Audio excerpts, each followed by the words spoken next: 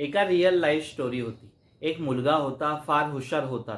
वाचलेलं सगळं लक्षात राहायचा. पेपराच्या वेळेत अगदी उत्तर जसं तसंच लिहायचा.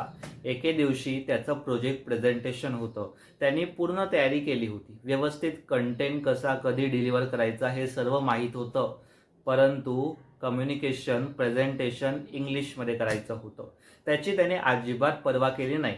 जज समोर गेलात. प्रेझेंटेशनच्या दिवशी त्यांनी इंग्लिशमध्ये एकही शब्द उच्चारला नाही.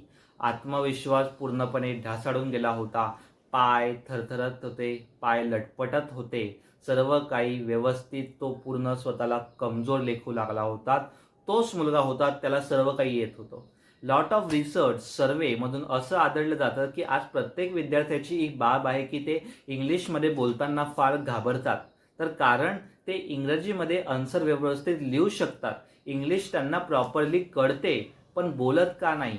प्रेझेंटेशनची वेळ येते, जॉब इंटरव्ह्यूची वेळ येते, 4 लोकांमध्ये बोलायचं म्हटलं, विदेशातल्या लोकांशी बोलायचं म्हटलं, क्लायंट हँडल करायचं म्हटलं, इंग्लिश म्हटली की पड काढतो. मला नाही येणार. गेलो तर ब ब ड ड वैसा वैसा कम्युनिकेशनचा फार धज्जिया उडालेला असतो. एकालाही प्रॉपरली कम्युनिकेट करता येत नाही. पण काळजी करायचं कारण नाही. आत्ता सबस्क्राईब आणि फॉलो करा, कारण तुम्हाला 4 टेक्निक तुमची आजची इंग्लिशची भीती फार पडवून लावणार आहेत. फर्स्ट म्हणजे तुमचा माइंडसेट डेव्हलप करा. तुमचा एकतर माइंडसेट डेव्हलप नसतो की मी इंग्लिश प्रॉपरली बोलू शकेल, कॉन्फिडन्स बोलू शकेल, माझ्याकडे वॉकॅब्युलरी आहेत, मी प्रॉपरली फ्रेमिंग सेंटेन्स करू शकतो, मी बॉडी लँग्वेज प्रॉपरली ठेवेल आणि मी जशी माझी मातृभाषा बोलतो तशी मी इंग्रजी अगदी फ्लुएंटली बोलेल. हे तुम्ही तुमच्या माइंडसेटमध्ये जोपर्यंत इमोशन, व्हॅल्यू, बिलीव्ह स्ट्रॉंग करत नाही तोपर्यंत इंग्लिशची भीती पडवणं फार अवघड आहे.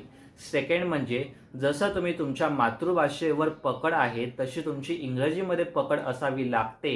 तर माझं पर्सनल एक्सपिरियन्स आहे की तुम्ही तुमच्या मातृभाषेमध्ये चांगले असाल तर इंग्रजी शिकणं फार सोपं असतं. त्यामुळे तुमची मातृभाषेत पारंगत व्हा. इंग्रजी शिकणं सोपं होऊन जाईल, कारण त्याला आपल्या आईची भाषा येत नाही तर त्याला इंग्रजी कशी येणार? थर्ड म्हणजे जितकं वाचू शकाल, जितकं लिहू शकाल, जितकं ऐकू शकाल तितकं ऐका, सराव करा.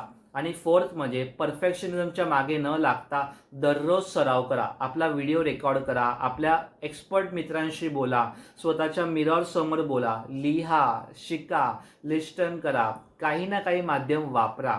तुमच्या लाईफमध्ये जेव्हा तुम्ही एक एक टक्के जेव्हा डेव्हलप करत जाल तेव्हा कुठे तुम्ही तुमच्या लाईफमध्ये 100% देऊ शकता. हाच मार्ग आहे इंग्लिश भीती पडवण्याचा. थँक्यू.